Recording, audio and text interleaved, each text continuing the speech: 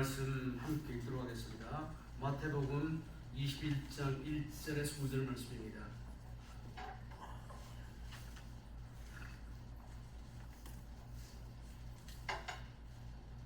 마태복음 21장 1절에서 9절 말씀까지 제가 한 절 읽고 1절 제가 읽고 2절은 성도님 읽고 이 말씀 교독하도록 하겠습니다.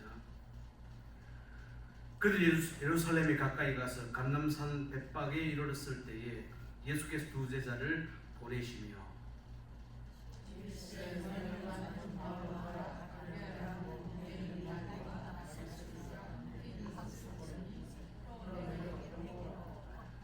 만일 누가 무슨 말을 하거든 주가 쓰시겠다 하라. 그리하면 즉시 보내리라 하시니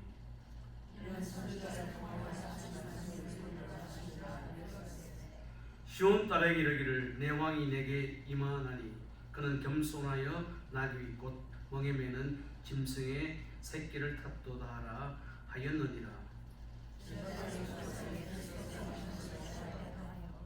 나귀와 나귀 새끼를 끌고 가서 자기들의 겉옷을 그 위에 얹으매 예수께서 그 위에 타시니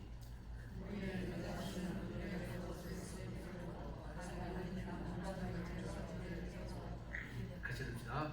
앞에 가고 뒤에 따르는 무리가 소리 높여 이르되 호산나 다윗의 자손이여 찬송하리로다. 주의 이름으로 오시는 이여 가장 높은 곳에서 호산나 하더라. 오늘 우리 대는 김집사 기도하실 때에 종료주일에 대해서 말씀을 드렸는데 오늘 이 말씀을 가지고 첫 번째 종료주일, 오늘 우리가 종료주일이니까 첫 번째 종료주일에는 어떤 일이 일어났고 또 이 사건을 통해서 하나님이 우리에게 무엇을 말씀해 주시는지 본문의 말씀을 생각해 볼까 합니다. 그래서 우리 땅에 여러 가지 날들이 보면은 이 날이 시작되었던 유래나 기원들이 있습니다. 우리가 보면 미국 땅에 살고 있으니까 5월 넷째 주 월요일은 메모리얼 데이죠. 그리고 6월 19일 같으면 준테이트가 하고 갈베스턴까지 노예 해방되었다는 소식이 전달이 되고 가장 가까이에 그러니까 미국의 법정 공휴일이 된 날입니다. 우리가 성경은 3927 구약 성경 39권 신약 성경 27권인데 우리 신약 성경의 첫 번째 네 권 마태복음, 누가복음, 마태, 마가, 누가, 요한복음 이 네 권의 복음 이 성경에는 복음서, 가스포, 복음, 굿뉴스로 하는 제목이 붙어 있는데 마태, 마가, 누가는 공관복음, 시납틱 가스포죠. 비슷한 관점을 가지고 복음서를 기록했고 요한복음은 the fourth gospel 해갖고 네 번째 조금 다르게 예수님의 생애를 접근하고 있습니다. 우리가 보면은 똑같은 사건 뉴스라도 ABC, CBS, MBC, Fox, CNN이 조금 다르게 같은 사건을 묘사하듯이 복음서에 보면은 저자들이 복음서를 기록했던 저자들이 약간 다른 각도로 예수님의 생애와 기사를 기록하고 있습니다.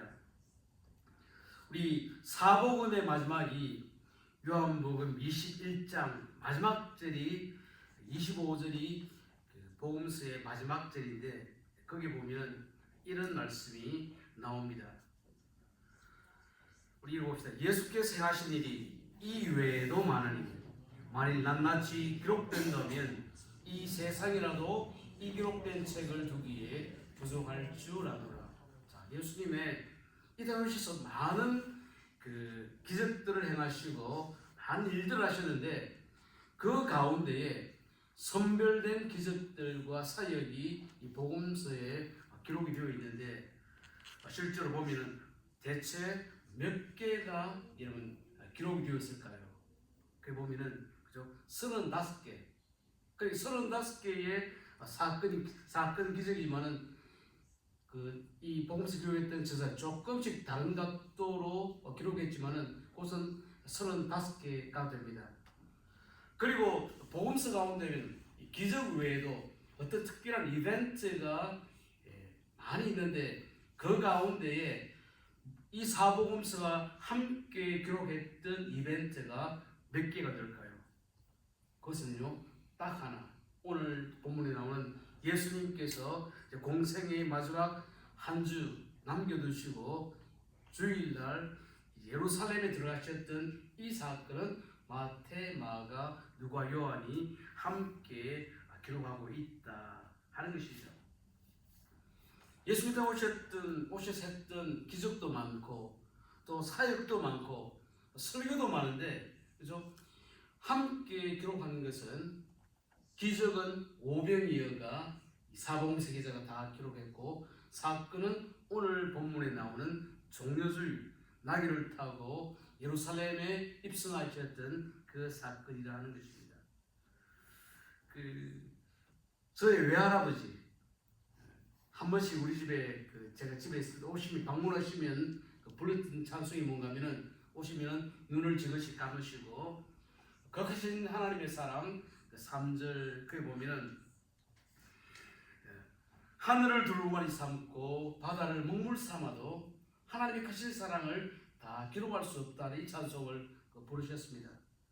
우리 조부나 우리 아버지 세대 다 천국 가셨는데 그분들이 좋아하시던 찬송이 그 크신 하나님의 사랑, 또 나 같은 죄에 살리신 나의 갈 길 다 가도록, 이런 찬송 참 많이 부르셨는데, 그런데 이 많은 일 가운데에 주님께서는 오병이어의 기적을 행하시고 또 예루살렘에 입성하셨던 이 사건을 함께 기록했던 특별한 목적이 뭔가 하는 우리는 한번 생각해 볼까 합니다. 여러분, 성경에 등장하는 그 사람들의 그 이름의 뜻이 있습니다. 베드로라면은 락이죠, 바위, 반석. 그리고 예수님이 태어나셨던 베들레헴이라고 하면 이 베들레헴은 빵의 집, 떡의 집이라는 거죠. 그런 뜻이 있는데, 여러분, 베드로와 그리고 안드레와 예수님의 빌립의 고향이 어디인가? 그 고향은 보면 벳세다라고 하는 그 지역이 베드로와 안드레, 빌립의 고향입니다. 사진을 하나 한번 보여드리겠습니다. 그 사진이 뭔가 하면은 벳세다의 사진입니다. 보시면은, 그죠? 그 앞쪽에는, 그죠? 위쪽에 보면은 거기에 물이 보이고, 물이 어딘가 하면은 갈릴리 호수.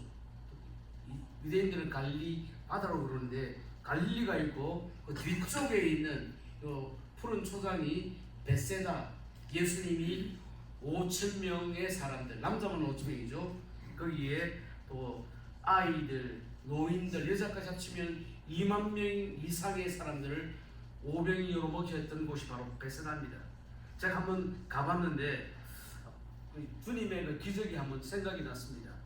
생각이 났는데, 그렇죠, 거기에서 주님께서 오병이어의 기적을 행하신 것이 뭔가 하면은 요한복음에 보면은 예수님 땅에 오신 생명의 떡이시다, 생명의 물이시다 하는 것들을 가르치기 위해서 그 일을 행하셨다 하는 것이죠. 우리 오늘 읽었던 요 마태복음은 이 본문은 마태, 마가, 누가, 요한이 다 함께 기록했던 그런 사건인데, 그 사건이 일어났던 곳은 바로 벳바게라는 곳에서 그 사건이 일어났습니다. 벳바게라는 것은 뭔가 하면 무화과의 집이란 말입니다.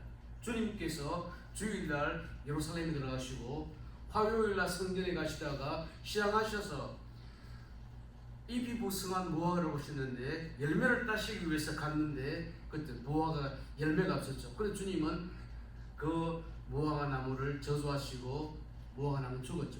그때 잎은 풍성했지만 열매가 없은 무화과가 뭡니까? 그때 이스라엘의 영적인 상태를 보여주셨죠.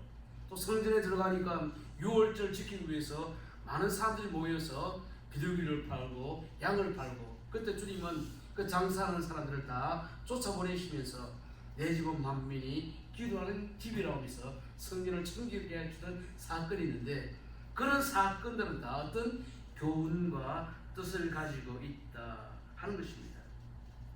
여러분, 이 종려주일은 사복음이 다 기록하고 있는데 마가복음 11장 9절 말씀, 그 말씀 한번 읽어봅시다. 앞서가고 뒤에서 따르는 자들이 소리 지르되 호산나 찬양하리로다 주의 이름으로 오시는 이에. 자, 그렇죠. 예수님이 마지막 한 줄을 남겨두시고 예루살렘 들어갔을 때에 그때 유월절을 지키기 위해 모였던 유대인들이, 그렇죠. 그때 유월절은 유대인들의 명절 가운데 가장 큰 명절이기 때문에 그 절기를 지키기 위해서 디아스포라의 유대인들도 오고, 그리고 본토에 살고 있던 유대인들이 함께 오는데, 주님의 소식을 듣고 난 다음에 종려가지를 흔들고 자기의 옷을 땅바닥에 벗으면서 호산나라고 찬양을 했던 것이 있습니다. 여러분, 제가 오늘 교회 올 때에 제가 지금 넥타이 색깔이 뭡니까? 초록색이죠. 그리고 이게 넥타이도 보면 이렇게 와이셔츠도 파란 줄이 있는 옷을 입은 게 일종 코디죠. 오늘 종려주일이라는 것을 여러분들에게 보여주기 위해서. 보통 종려주일이라면 어떤 교회는 종려 가지를 흔들고 하는데, 오늘은 종려주일이다. 주님께서 땅에 오셔서 첫 번째 종려주일에 어떤 의미가 있는가 알기 위해서 제가 이렇게 옷을 입고 나왔습니다. 우리 잘 아는 대로 주님께서는 종려주일날 썬데이죠. 오늘 예루살렘 들어가셨고, 월요일에는 무화과를 저주하시고 성전을 청결하게 하시고, 그리고 화요일에는 또 주님께서 토론하시고, 수요일에는 한 여인이 주님의 발 앞에 향유를 붓고, 그리고 목요일에는 마지막 최후의 만찬을 하시고, 이제 금요일에는 십자가에 달리셔서 돌아가셨던, 이야기는 주님께서 땅에 오셨던 사역의 클라이막스와 같은 그 십자가 사건이 한 주간에 연이어 일어나게 됩니다. 여러분, 유대인들이 예수님이 이 마지막 예루살렘에 들어오실 때는 환영하고 호산나 소리를 쳤지만은, 그렇죠, 금요일에는 예수 십자가에 못 박으라고 하는 그런 함성으로 그 찬송 소리가 바뀌게 되었습니다. 예수님 급하게 금요일날 십자가에 달리신 이유가 뭡니까? 토요일은 안식일이기 때문에 안식일을 피하기 위해서 금요일날 십자가에 못 박았는데, 우리가 사는 대로 복음서를 보면은 주님이 목요일 저녁에 최후의 만찬을 하시면서, 그리고 그때 유월절 음식으로, 그죠, 빵과 포도주를 드시면서 그때에 최초의 성찬식 행하시죠. 여러분들이 먹고 있는 이 떡은 내가 십자가에서 살찢는 살이고, 이 포도주는 피와 같다라고 해서 주님의 죽으심의 의미를 설명해 주셨죠. 그리고 그 일이 끝나고 난 다음에 겟세마네 동산에서 또 기도하시고 체포되시고, 그리고 밤새워 철야 신문을 했고, 토요일에 그날을 피하기 위해서 금요일에 십자가에 달았을 때 주님은 오전 9시에서 오후 3시까지 6시간 십자가에 달리셨죠. 보통 십자가라고 하는 것은 로마인들이 지금 사형수가 오랫동안 고통을 느끼게 하기 위해서 십자가 형태를 만들었는데, 주님은 모든 힘을 다 소진하셨기 때문에 6시간 만에 이제 운명하시게 되는데, 이제 운명하실 때에 요한복음 19장 30절에 보면은 가상 7원의 마지막 말씀 우리 읽어봅시다. 예수께서 신포도주를 받으신 후에 이르시되 다 이루었다 하시고 머리를 숙이니 영원히 떠나가시니라. 주님의 사역은, 그죠, 십자가를 통해서 다 이루어졌다. It is finished. 모든 사역이 끝났다. 하나님의 구원의 계획이 이루어졌다라고 하시면서 이제 주님은 이제 영원히 떠나가셨다 하는 것입니다. 여러분, 예수님의 마지막 한 주는 참으로 급박하게 시간이 흘러갔죠. 그 주일날 종려가지를 흔들면서 호산나 외쳤던 그 무리들이 예수님 십자가에 못 박으라, 바라바는 놓아주라, 그걸 외쳤던 그런 사람들이 되었는데, 예수님이 예루살렘 들어오실 때에 그때 유대인들이 외쳤던 호산나, 호산나의 이 말씀은 바로 구약성경 시편 118편 25절을 인용했던 말씀입니다. 읽어봅시다. 여호와여 구하옵나니 이제 구원하소서. 여호와여 우리가 구하옵나니 이제 형통하게 하소서. 자, 할렐루야 하면 하나님을 찬양하는 뜻이죠. 호산나라고 하면 우리를 구원하소서. Save me, save our country, save our family 이런 뜻이죠. Save us. 한국이 뭐 그죠 좀 어수선할 때 Save Korea라는 그런 영어도 나왔는데 우리를 구원해 주소서. 유대인들이 예수님을 향해서 호산나라고 외쳤던 이유가 무엇일까? 그 상황을 알아야지 우리를 구원하소서 호산나 이것을 이해하게 됩니다. 여러분 이런 말이 있습니다. 배부른 돼지보다 배고픈 소크라테스. 사람은 빵만 먹고 밥만 먹고 사는 것이 아니고 우리의 마음이 평안하고 우리의 마음에 기쁨이 있어야 되죠. 그러니까 배고픈 소크라테스. 지금 예수님이 예루살렘 들어가실 그때에 이스라엘 상황은 뭡니까? 로마가 이스라엘을 식민지로 만들었던 상황입니다. 그러니까 지금 하나님께서 선택하셨던 선민 이스라엘이 로마의 식민지로 있었기 때문에 자유를 빼앗겼기 때문에 고통 가운데 있었기 때문에 예수를 향해서 Save us, 우리를 구원하소서 호산나라고 외쳤습니다. 유대인들의 기대는 메시아가 오면은 우리나라를 해방시켜 줄 것이고 우리 먹고 사는 문제 이런 문제를 해결해 줄 것이라고 그렇게 기대했는데 예수님은 자기들의 기대와 전혀 달랐기 때문에 주일날 썬데이 들어오실 때는 우리를 구원하소서 호산나라고 했다가 금요일에는 예수를 십자가에 못 박아 죽여라 라고 그들의 함성이 바뀌었죠.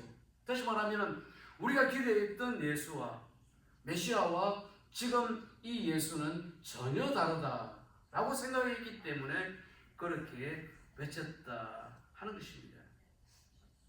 여러분 우리가 다음 주일에는 부활주일이죠. 그때는 성찬식을 합니다. 예수님 마지막 최후의 만찬이 뭡니까? 6월절에 먹는 그죠? 누룩을 넣지 않은 그런 빵에다가 무교병에다가 포도주를 그것을 가지고 주님은 십자가를 설명해 주셨다 하는 것입니다. 우리가 교회가 다음 주일에 하는 이 세례식에는 그렇죠? 세례받은 교인들 또 유아 세례 받았다고 하면은 유아 세례는 부모의 신앙을 보증으로 해서 또 아이가 세례를 받는데 그렇죠? 유아 세례 받았던 아이가 자라면은 자기 입으로 또 하나님과 또 많은 사람들 앞에서 내 입으로 예수는 나의 주님이 되십니다. 컨펌하는 것이죠. 내 입으로 그렇게 고백할 때에 유아 세례를 받은 사람은 confirmation 그렇게 입교를 하고 난 다음에 우리가 세례식에 참석하게 되죠. 그러니까 우리가 종려주일의 의미를 알아야 되고 기독교가 내가 믿는 것이 무엇인지 바로 알아야지 우리의 신앙생활이 진행된다 하는 것이죠. 여러분 우리 간디라고 하는 인도가 낳은 세계적인 유명한 인물이죠. 간디가 그렇죠 성경을 읽고 그렇게 많은 이 감명을 받고 난 다음에 독립운동을 할 때에 비폭력 무저항이 바로 산상수훈의 가르침을 자기의 독립운동에 적용을 했죠. 간디가 이런 말을 했습니다. 만약에 기독교인들이 산상수훈의 말씀처럼 또 성경 말씀대로 산다고 하면은 인도에 있는 힌두교도들이나 또 불교도들이 다 개종할 것이다. 그 말은 그렇죠. 간디가 유학을 갔는데 그렇죠. 그때의 영국 사람들이 뭘 했습니까? 인종 차별을 했기 때문에 간디는 신자가 되지를 못했죠. 다시 말하면은 신자들이 말씀대로 성경대로 살아가지 않을 때가 많이 있다 하는 것을 우리에게 말하고 있습니다. 그 첫 번째 종교주의는 이렇게 생각이 되었는데 우리가 두 번째로 생각할 것은 성경에 많은 교훈들이 있습니다. 또 설교들이 있습니다. 가르침들이 있는데 그것은 어떤 경우에는 예수님께서 설교 말씀으로 가르친 경우도 있고 또 메시지를 주실 때도 있는데 그런 설교와 교훈들 외에도 어떤 특별한 대상이나 어떤 물건들을 통해서 우리들에게 많은 것들을 가르칠 때가 있다 하는 것입니다. 이런 복음서에 보면은 주님께서 마태복음 13장에 천국은 이런 것이다 라고 비유들로 설명해 주셨습니다. 그리고 예수 비유 가운데 100마리 양 가운데 잃어버린 한 마리 양을 통해서 그렇죠? 이런 양을 찾기 위해서 끝까지 노력하는 목자의 심정을 통해서 죄인들을 구원하시기 위해서 노력하시는 그 하나님을 우리에게 보여준다는 것입니다. 누가복음 15장에 보면은 그렇죠? 탕자의 비유, 프라디글산이라는 탕자의 비유가 나오는데 한 집안에 두 아들이 있었는데 그런데 둘째 아들이 아버지 멀쩡히 살아계시는데도 유산을 챙기고 이제 고향을 떠나서 먼 나라로 갔다가 그리고 이제 망하고 난 다음에 집으로 돌아왔는데 그때 아버지는 멀리서 돌아오고 있는 아들, 고기도 들지 못한 아들을 아버지가 먼저 보고 그리고 아들을 맞아주는 사건을 통해서 하나님의 사랑과 아들을 기다리는 아버지를 그렇게 설명을 합니다. 그리고 첫 번째 아들은 집은 떠나지 않았지만은 신학자들 할 때 집안에 있었던 첫째 아들은 집안에 있는 탕자다. 왜냐하면 동생이 돌아왔는데도 기뻐하지 않았죠. 그래서 어떤 메시지를 설명해 준다는 것입니다. 성경에 있는 많은 이런 사건들과 매체들은 뭐 설교는 아니지만 우리에게 주는 의미가 있습니다. 아담과 이브가 에덴 동산에서 선악과를 먹었습니다. 하나님께서는 이 선악과를 먹으면 반드시 죽는다라고 하셨는데 그렇죠. 뱀이 사탄이 아담과 하와를 그렇게 미혹해서 먹게 되었고 그리고 죄와 고통과 슬픔과 죽음이 이 땅에 찾아오게 되었죠. 아담이 선악과를 먹고 난 다음에 눈이 밝아져서 자기 옷을 벗었다는 것을 알고 난 다음에 첫 번째 했던 행동이 뭡니까? 나무 뒤에 숨게 되었고 그리고 무화과로 이렇게 심화를 만들었는데 그런데 창세기 3장 21절에 보면은 우리 봅시다. 여호와 하나님이 아담과 그의 아내를 위하여 가죽옷을 지어 입히시니라. 이게 이 가죽옷이라는 것은 최초의 십자가를 말하죠. 인간이 죄와 허물이 있지만은 예수 십자가의 보혈로 우리의 모든 허물을 가리게 된다. 용서함을 받게 된다는 것은 이 가죽을 통해서 십자가를 그렇게 설명해 주고 있습니다. 우리 창세기 6장에 보면은 우리 인간들이 타락하고 범죄했을 때에 하나님께서는 방주를 통해서 노아의 8식구를 구원해 주셨는데 이 방주가 하나님의 은혜, 교회, 심판을 피하는 방법임을 알려주시죠. 그리고 40일에 이 비가 그치고 난 다음에 물이 빠질 때까지 그죠? 노아의 식구가 방주에 있을 때에 물이 얼마나 빠졌는가 알아보기 위해서 비둘기를 보냈습니다. 비둘기는 다시 돌아왔지만 까마귀는 돌아오지 않았죠. 그걸 통해서 돌아오는 그런 인생이 있고 돌아오지 않는 사람이 있다는 것을 보여주셨습니다. 그러니까 많은 이런 대상들을 통해서 하나님께서는 이 성경의 교훈들을 알려주셨는데 그렇다고 하면은 그렇죠.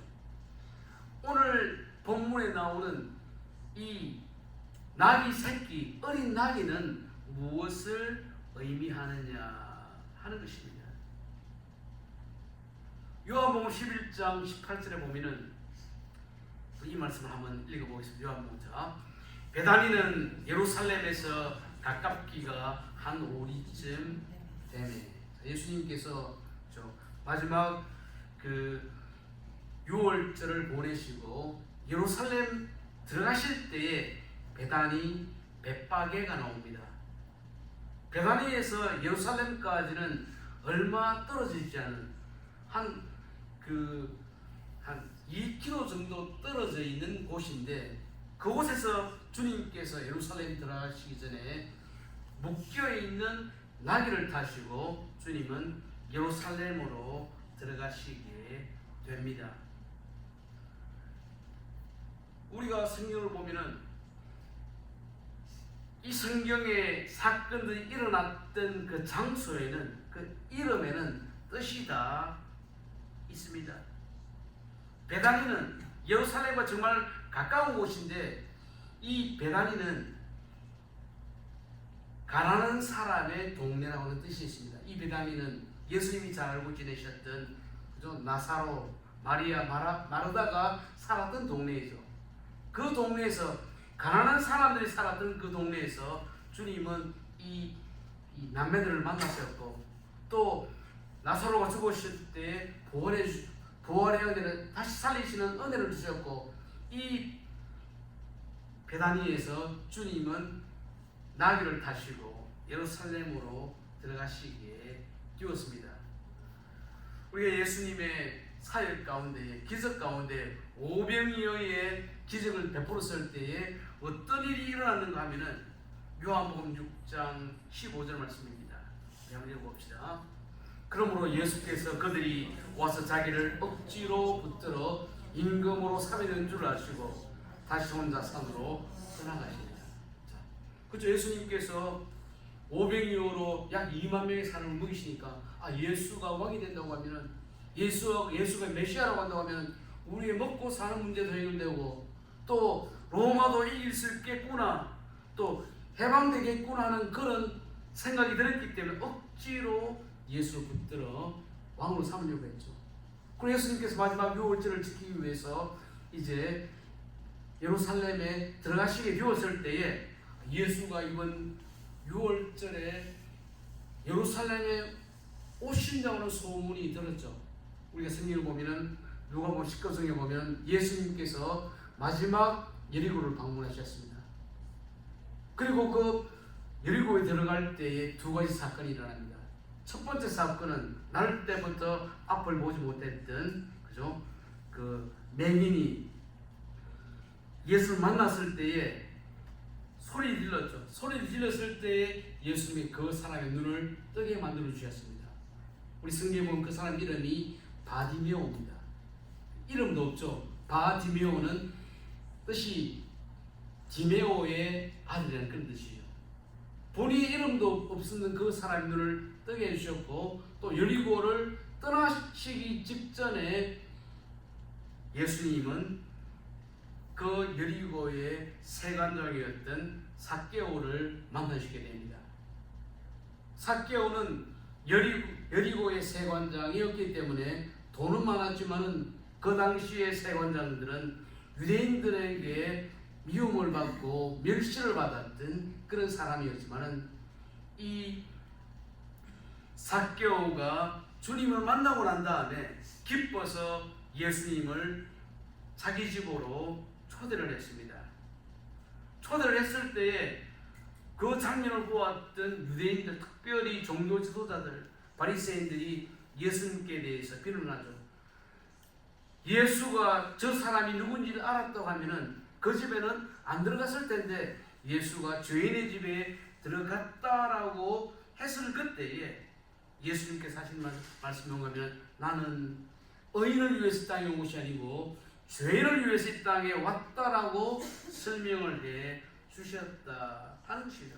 그러니까 예수님은 마지막 유월절을 지키기 위해서 여리고를 갔기 때문에 사람들 사이에 이제 유월절을 지키기 위해서 모였던 사람들에게 소문을 타고 다 퍼지게 되었다 하는 것입니다. 이런 우리가 그때 일어났던 상황을 한번 생각을 해보면은, 그죠? 우리가 떠나온 우리의 모국, 대한민국 서울의 사대문이죠. 근데 예루살렘에는 사대문보다 더 많은 문이 있습니다. 우리가 그 자료를 보면 예수님께서 마지막 예루살렘에 들어가실 때는 황금의 문, 미문을 통해서 들어가셨다는 그런 이야기들이 있는데, 예수님이 마지막 유월절을 지키기 위해서 지금 예루살렘에 오셨다는 이야기를 듣고 사람들이 예수를 만나기 위해서 많이 모였다는 것이죠. 소문을 들었기 때문에. 그렇죠. 마지막 유월절 지키기 전에 이미 여리고에서 앞을 못 보던 한 사람이 눈을 뜨고 또 삭개오고 주님 만났던 그런 소문을 들었는데, 그런데 주님께서 정작 이제 마지막 유월절을 지키기 위해서 예루살렘에 오셨을 때 하셨던 일이 무엇입니까? 예수님은 나귀 새끼를 타고 예루살렘으로 들어가셨는데, 이 나귀가 무엇을 의미하는지 주님의 사역을 통해서 마지막으로 우리에게 알려주고 있다 하는 것입니다. 여러분, 예수님이 나귀를 타셨다. 실제로 예루살렘 입성의 주인공은 예수님이라고 한다고 하면 이 나귀 새끼는 조연에 해당되는 어떤 중요한 의미를 우리에게 알려주고 있습니다. 그렇죠. 예수님이 지금 예루살렘 오셨기 때문에 소문이 돌았죠. 예수는 바로 오기 얼마 전에 앞을 못 보는 사람의 눈을 뜨게 만들어 주었다. 예수는 죽은 사람도 살렸고 또 예수는 오병이어로 수많은 사람을 먹였다. 이번에 예루살렘 가면은 예수를 만날 수 있다는 사람들이 모이게 되었다 하는 것이죠. 그때 유대인들 마음속에는 예수를 한번 보자. 예수가 우리의 나라의 문제를 해결해 주는 메시아인지 우리가 확인해 보자라고 사람들이 모였다 하는 것이죠. 우리 복음서에 보면은 주님께서 행하셨던 많은 기적들이 있는데, 그죠? 마가복음 9장 2절에 보면은 이런 말씀이 나옵니다. 우리 한번 함께 읽어보도록 하겠습니다. 침상에 누운 중병자를 사람들이 데리고 오늘 예수께서 그들의 믿음을 보시고 중풍병자에게 이르시되 작은 자야 안심하라 내 죄의 사함을 받았느니라. 자, 병자가 왔습니다. 그 다음에는 예수님께서 내 병이 고쳐졌다라고는 좋은데 주님은 그렇게 말씀하지 않냐고 죄의 사함을 받았느니라. 사람들의 마음에는 그렇죠. 예수가 오면은 우리의 삶의 변화가 있고 나라가 해방되고 어떤 문제가 해결되는 것이므로 생각했는데, 주님께서 이 사건을 통해서 죄 사함을 받았다 그렇게 말씀하셨다는 게 뭡니까? 주님 오신 목적은 바로 우리의 죄의 문제를 해결해 주기 위해서 오셨다 하는 것이었죠. 유대인들은 예수는 그죠? 기적을 행하셨기 때문에 우리의 먹는 문제도 해결하고 또 우리나라의 독립도 줄 것이라고 생각했는데, 예수는 허무하게 십자가에 돌아가셨기 때문에 예수는 우리에게는 의미가 없다라고 그렇게 생각했다 하는 것이죠. 그때 유대인들이 모였던 이유는 예수는 우리의 문제를 해결해 준다라고 생각했는데, 주님이 그것이 아니고 죄의 문제, 영혼의 문제를 해결해 준다 하는 것을 이 사건들을 통해서 주님은 보여주셨다 하는 것입니다. 여러분, 제가 지난주에도 이민 생활할 때 사람들이 교회 오는 목적이 뭐냐? 예전에는 교회 가면 사람들도 만나고 한국말도 하게 되고 김치도 먹고, 지금은 그때만 안 오죠. 제일 처음에 30-40년 전에 한인 커뮤니티가 만들어질 그때는 그런 목적으로 나왔죠. 우리가 오늘 이 사건 앞에서 우리가 예수를 믿는다고 할 때 왜 믿느냐 하는 것을 우리는 한번 돌아보아야 한다 하는 것입니다. 그래서 우리가 어떤 다양한 이유로 미국에 정착하게 됐는데, 그런데 한번 생각해 보면 어쨌든 미국 왔기 때문에 우리 예수 믿게 되었고 신앙 가지게 되었다고 하면 그야말로 무슨 최대의 축복이라는 것입니다. 그렇죠. 내가 젊은 그 시절에는 요즘에 강호동이나 유재석만큼 유명했던 MC가 프라이보입니다. 곽규석 씨. 그렇죠. 그때는 뭐 사람 울렸다 웃겼다 그런 사람이었는데, 곽규석 씨가 사업을 하다가 쫄딱 망했습니다. 태평양 건너와서 미국 땅에 왔는데, 실제로 여기 와서 이분이 예수 믿고 목사가 되고 이제 세상을 떠났죠. 다시 말하면 그런 경우를 통해서 예수를 만나게 되었던 그런 순간들이 있어야 되는데, 우리가 오늘 이 말씀을 통해서 나는 왜 예수를 믿느냐, 왜 교회에 오느냐, 그 분명한 목적과 이유가 오늘 이 사건을 통해서 한번 정립이 되어야 된다 하는 것입니다. 그 사람들은 형통과 성공을 원해서, 그런데 주님이 이 땅에 오신 문제는 그것이 문제가 아니고 죄의 문제. 그죠? 묶인 나귀 새끼를 부시고 나귀 새끼를 타고 오셨다는 그 사건은 우리의 삶의 문제, 죄의 문제를 해결하기 위해서 주님 오셨다 하는 것을 알려주신다는 것입니다. 누가복음 19장 10절, 삭개오를 만나시고 난 다음에 주님 하셨던 이야기죠. 읽어봅시다. 인자가 온 것은 잃어버린 자를 찾아 구원하려 하십니다. 우리 예수 믿고 난 다음에 문제도 해결되고 또 삶도 좋아지고, 그것은 본차적인 문제고, 첫 번째 문제는 주님이 이 땅에 오신 이유, 내가 예수 믿는 그 문제는 잃어버린 자, 죄에 묶인 이 죄의 문제를 해결하기 위해서 주님 오셨다는 소리는 알아는 것이죠. 그렇죠. 주님께서 나귀 새끼를 타셨는데 그 나귀는 마태복음 12장 21장 2절 말씀에 보면 이렇게 나오고 있습니다. 우리 한번 읽어봅시다. 마태복음 21장 2절 말씀, 그게 보면은, 자 읽어봅시다. 이르시되 너희는 맞은편 마을로 가라. 그리하면 곧 매인 나귀와 나귀 새끼가 함께 있는 것을 보리니 푸른 내게로 끌고 오라. 자, 나귀가 그 상징의 의미는 뭔가 하면 묶여있던 나귀입니다. 그 나귀를 풀어주시고 그 사건을 통해서 예수님은 우리의 인생을 풀어주시는 분이다. 그래서 우리 인생은 눈에는 보이지 않지만 죄에 매이기도 하고, 그렇죠. 이렇게 삶의 문제에 묶여있는데 이 묶인 것을 풀어주시는 분이 바로 예수 그리스도다 하는 것을 우리에게 알려주고 있습니다. 여러분, 나귀라고 하면은, 그죠? 이 나귀는 그 당시에 주로 어떤 일을 했는가 하면은 SUV처럼, 그죠? 픽업 트럭처럼 이렇게 짐을 싣고 나를 때에 이 나귀가 사용이 되었죠. 그때 유대인들이 보았던 로마 군인들은 뭐였습니까? 말을 타고, 그죠? 예루살렘을 다녔던 그런 사람들입니다.